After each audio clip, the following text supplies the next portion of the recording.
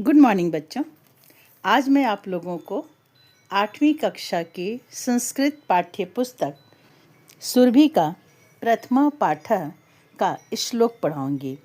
श्लोक है, जाड्यम धियो हरति सिंचति वाचि सत्यम मानोन्नतिम दिशति पापम अपाकरोति चेतः प्रसादयति दिक्षु तनोति कीर्ते सत्संगति कथया किम न करोति पुंसाम। पहले मैं आपको इस श्लोक का अर्थ बताऊंगी।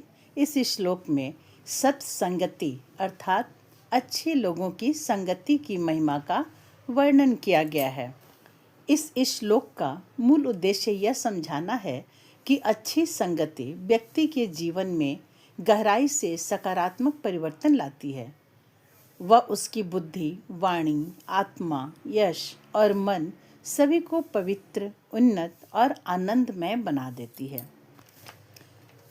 सज्जनों की संगति बुद्धि की मूर्खता को दूर करती है, वाणी में सत्यता को सिंचित करती है अर्थात सच बोलना सिखाती है, आत्मसम्मान को बढ़ाती है, पापों का नाश करती है, चित्त को प्रसन्न करती है और सभी दिशाओं में यश फैलाती है।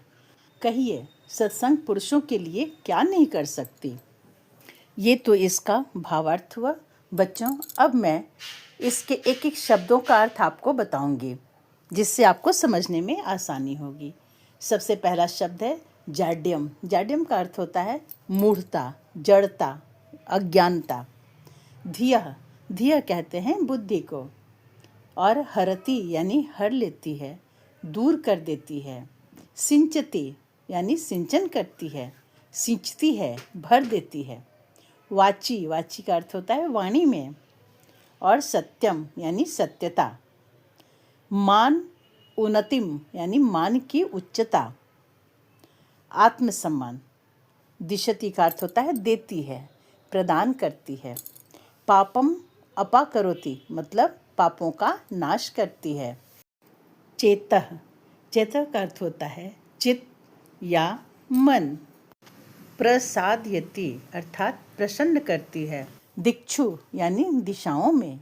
तनोति का अर्थ होता है फैलाती है, विस्तार करती है। कीर्तिम, कीर्तिम का अर्थ होता है यश या कीर्ति। सत्संगति, सत्संगति का अर्थ होता है सत्संग की संगति यानी सज्जन व्यक्तियों का साथ, सज्जनों की संगति।